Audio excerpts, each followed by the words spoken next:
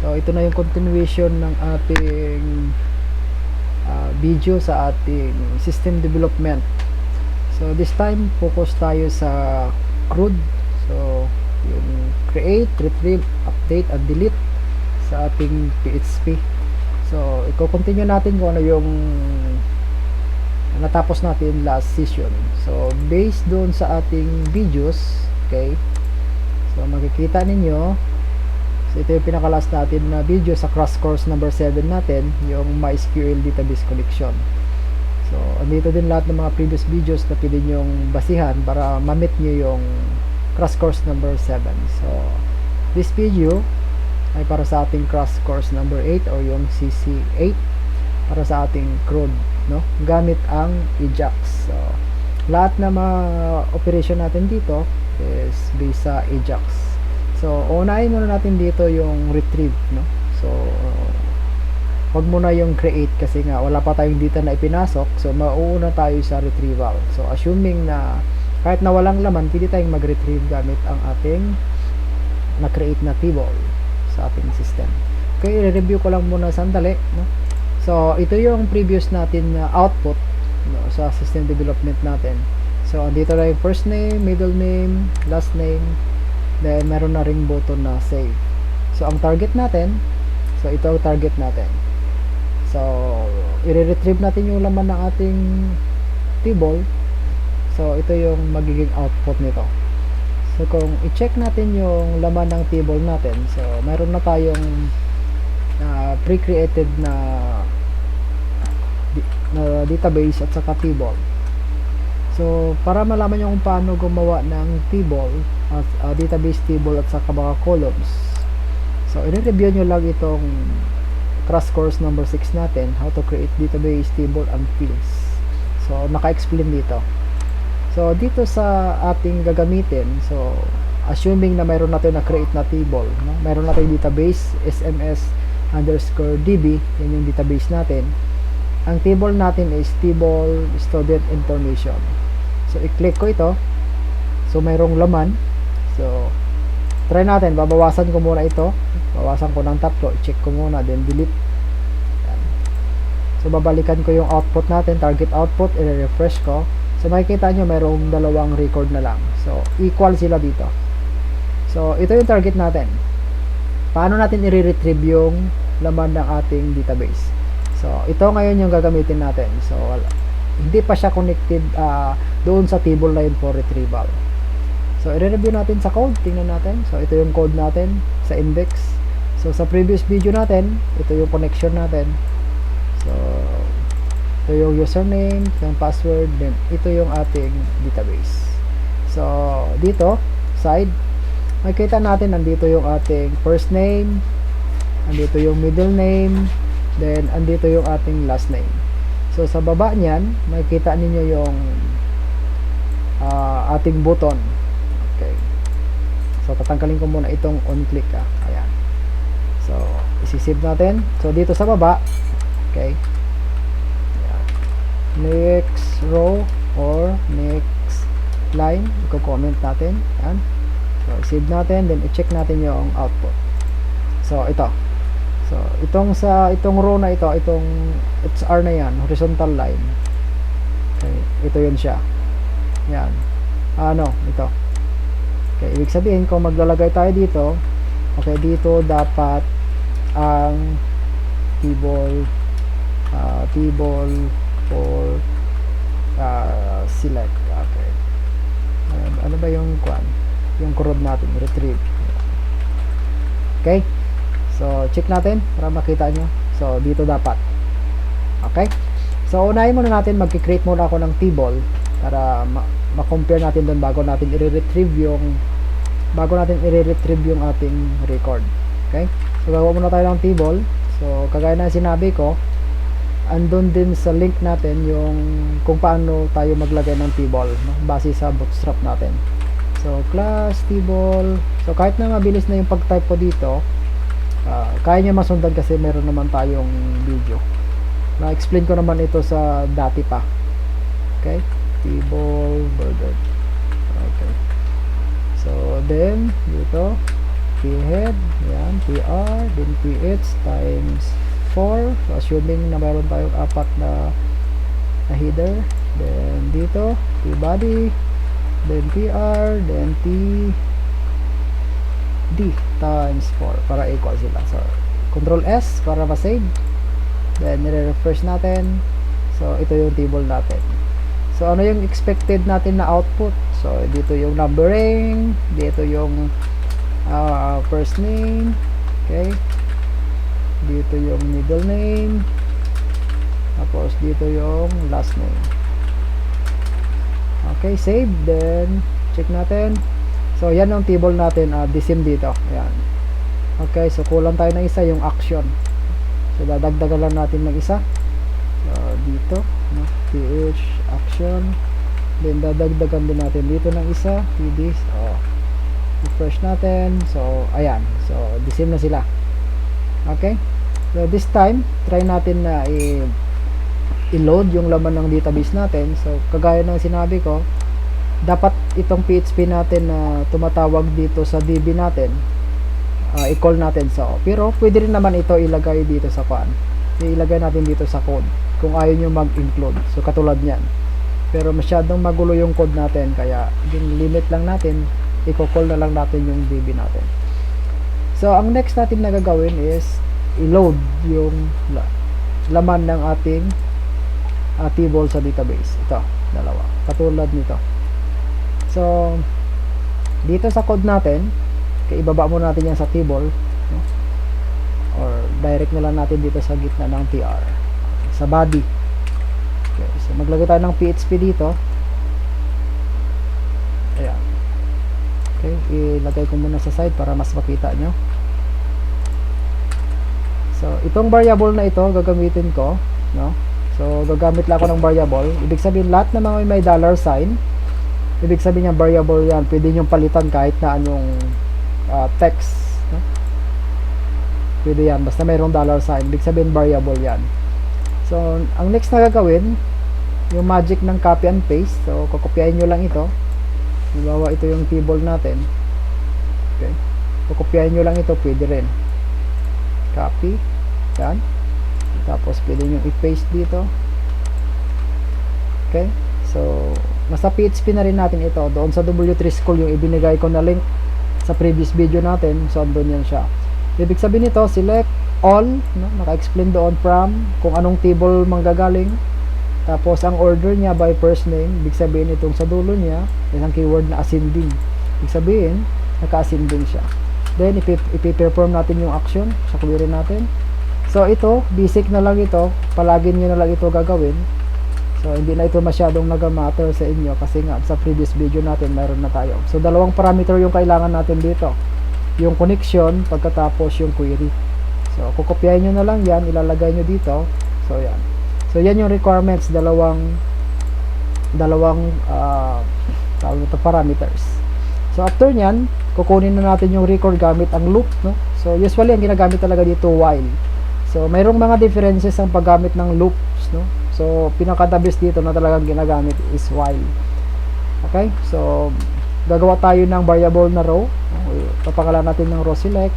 Pagkatapos yung PHP na keyword para sa ating pagpipitch ng record. Okay? Ito. So, yung keyword na yan, okay, hindi na yan nagbabago, no? Depende kung hindi MySQL ay ang ginagamit nyo.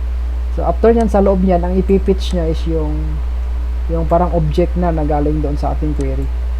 Ibig sabihin, lahat ng laman nito, yun yung ipipitch dito. So, ang gagawin ko dito, i-echo ko kung anong laman niya. So, ano yung ilalagay ko sa echo? Okay, ibababa ko yan para mas readable. So, itong TR na ito, yan yung ilalagay ko sa loob ng echo. Yan. Mapapansin ninyo. Nag-iba yung kulay niya kasi nga, napasok siya sa echo, ibig sabihin, output yan. So, isi-save natin. Save all. And nire-refresh natin para malaman natin yung output. So, mapapansin natin, okay, dalawa yung row. Ibig sabihin, nakita niya yung dalawang row dito. Problema na lang natin is paano natin i-retrieve. So, napakadali na lang yan, no? So, i-leave natin yung first na row. So, dito tayo sa second row. third row, saka fourth row. So sabayin ko na lang gamit ang control click, no? Gamit ang control click, i-click niyo muna dito, control click sa keyboard kasi kung Sublime ang gamit niyo mag-effect yan. Then click, then another click. Okay, so dito tayo sa second, click, click, and click. So ito na lang yung formatting natin, single quotation, magkabilaan, sa gitna is dalawang tuldok. So yan yung indicator na may ipapasok tayo dito sa loob nito. So kokopyahin nyo lang ito, itong row natin, lalagay dyan, Ctrl C. Sabayin ko na lang para makita nyo kung paano mag-program na mabilis. Okay, then pattern na lang tayo, pattern, yan. So ilalagay natin dito first name. Dapat ito is based doon sa column sa ating database. So ayan, first name, i-click ko yung structure, then first name, middle name, last name. So yan yung maging output dito. So first name, middle name, then last name.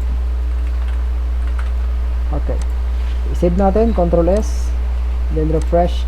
Makikita natin ito na yung output. Okay.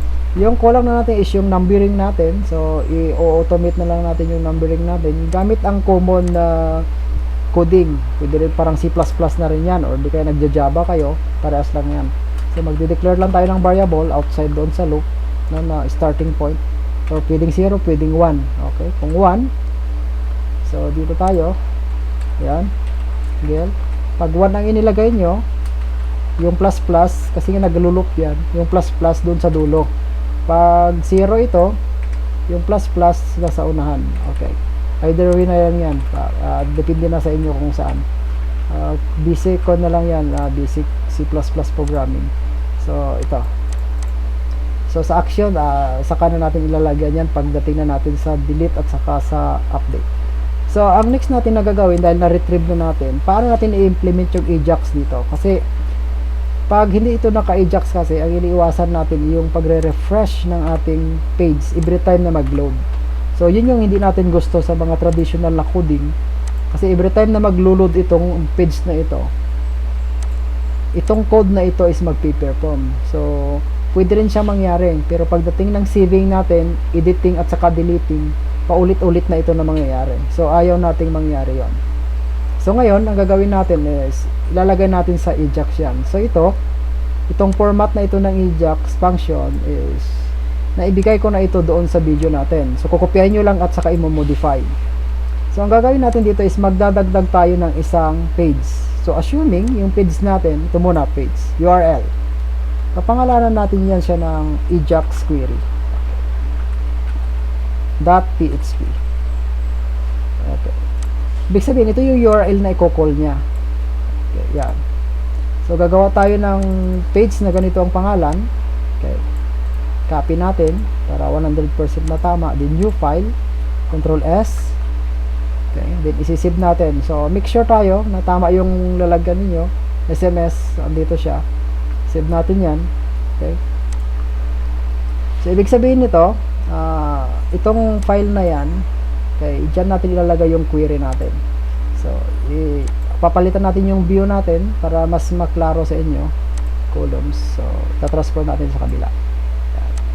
Ito yung Ajax natin, then ito yung ating index. Okay. Ito ngayon yung tatawagan niya. Dito naman sa method, dito yung post at saka get, no? Magkaiba yan sila, may mga purpose yan. May binigay na rin akong link sa inyo para sa mas klarong explanation doon talaga pag nagbasa kayo. So this time muna, no, gagamit tayo ng post na type ng connection natin. So ito lang muna, may explain ko din yan sa mga incoming na videos, lalong-lalo doon sa editing at saka sa deleting. Itong variable name naman, ito yung gagamitin natin, no, para magpasa ng value dito sa kabila. Magpasa ng value. Okay. Example, loading records. So, okay.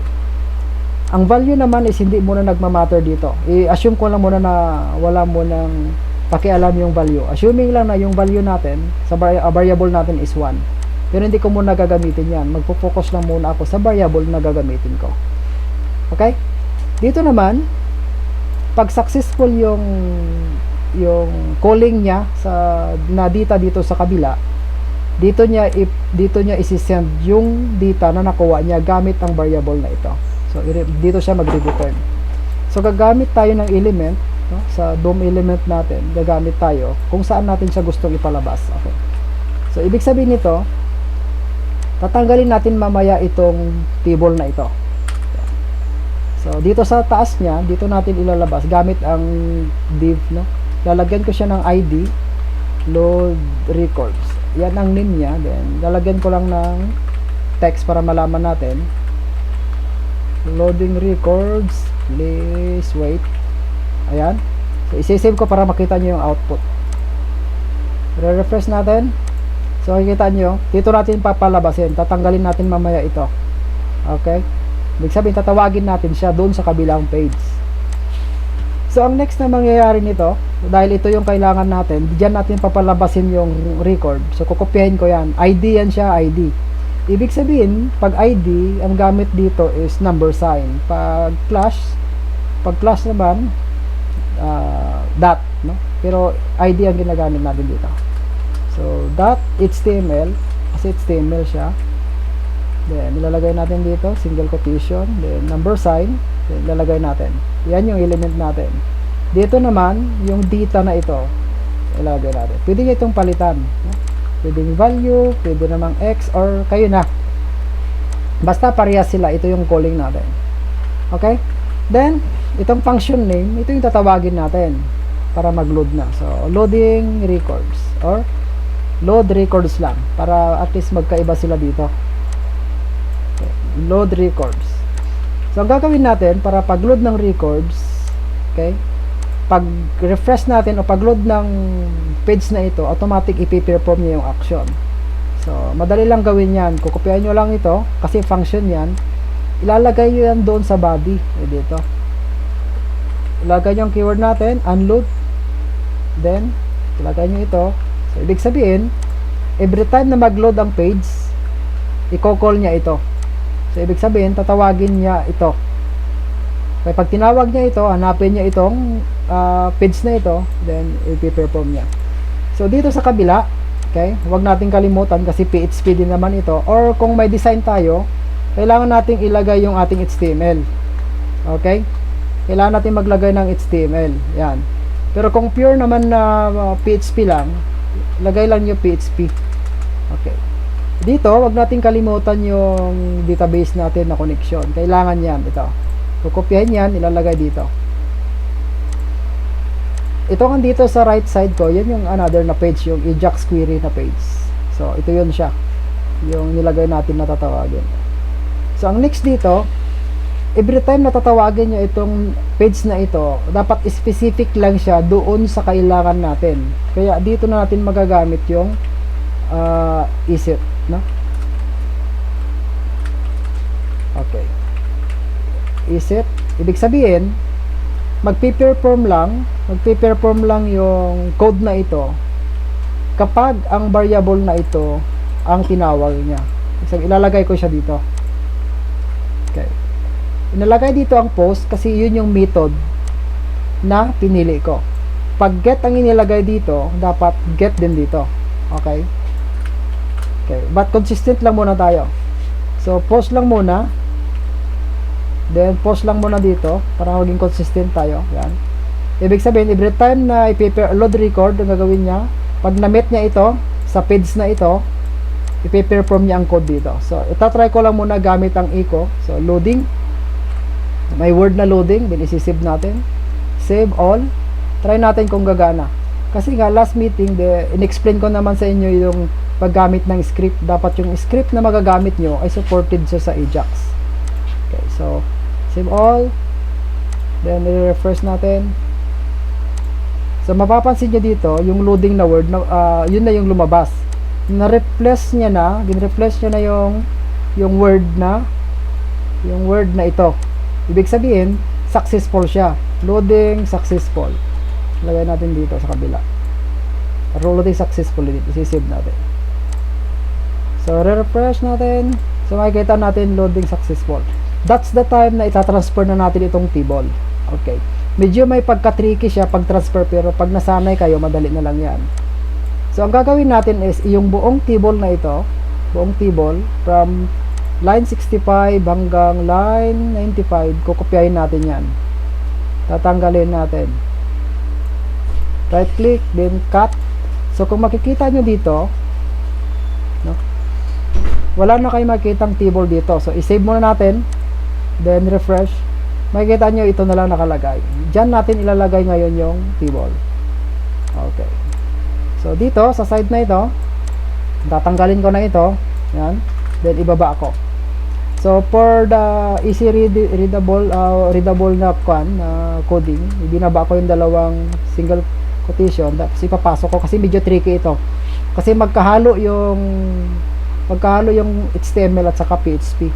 Pero madali lang yan pag-aralan. So ipe-paste ko. Kung makikita ninyo,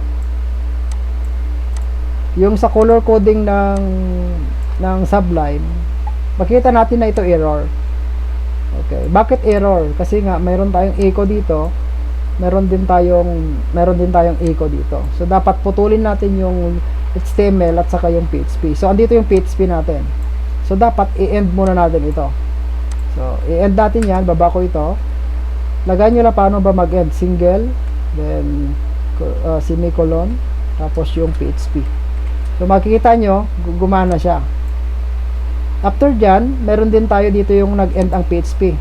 So ibig sabihin, paputulin din natin yan. So ang magiging pares nyan, ito. At saka ito yung pares nya. So PHP, yan. So i-echo ko din yan. Para naputol natin ng maayos yung dalawa. But meron tayong HTML dito, nasa loob ng PHP. So PHP yung nauna, pumasok si HTML, pumasok din si PHP ulit. Then i-save natin, tapos i-refresh natin.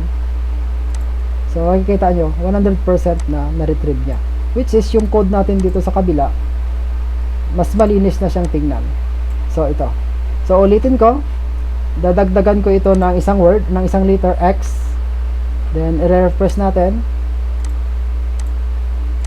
So makikita nyo walang nangyari, ibig sabihin wala siyang na-call. Okay, so ibabalik natin, i-call natin ulit, then yan. So ano ang mga dahilan kung bakit hindi siya nag-a-appear dyan? Ano mga reason? Una, mali ito. Okay, mali, magkaiba sila, ibig sabihin hindi yan sa lalabas, no?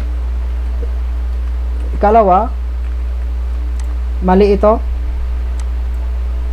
nadagdagan nyo ng ibang letter or iba yung word, no? Iba yung pangalan ng yung ID. Pangatlo, ito. Pang-apat, iba yung inyong link na ginamit. Panglima, ibang method yung ginamit nyo, either get or post, no? Pinakalas, iba yung pangalan ng function. Meron pa pala isa, hindi nyo siya na-call dito. Okay. Yan yung mga possible reason kung bakit hindi tayo nakaka-retrieve ng record dito. Okay, another retrieve, no, pinaka-last, no, na idadagdag natin is, tatawagin natin kung ilang record mayroon tayo. Idadagdag na lang natin, parang kuha na lang din, advance. So dito natin idadagdag, okay, sa taas ng table. Ayan. Okay, pwede tayo magdagdag dito. Dito na lang siguro, mag-i-echo tayo.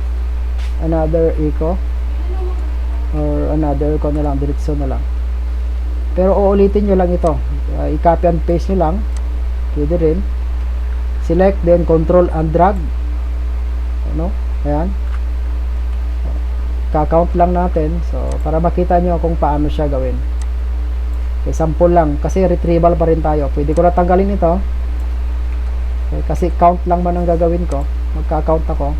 So papalitan ko itong select, control click pa rin na. Then lalagyan ko lang ng word na count. So dito maglalagay ako ng echo, try natin. MySQL num, then rows. Yan yung keyword natin para mag-count ng row. Then kukopyahin nyo lang yan, lalagay nyo. Okay, Control S, then re-refresh nyo lang. So yan. So ang gagawin nyo na lang, dadagdagan nyo na lang ng HTML. Okay, total records. Okay, yan. Then, okay. So, refresh nyo lang. So, ayun na. Okay? Yan yung pag-retrieve ng record gamit ang retrieve or select para sa ating coding using Ajax. So, ipapractice nyo mabuti ang paggamit ng Ajax kasi nga, yan na yung gagamitin natin as standard ng ating coding. Okay? Next video natin is kung paano mag-insert ng record. So, yun yung i-upload natin sa sunod. So, good day para sa ating lahat.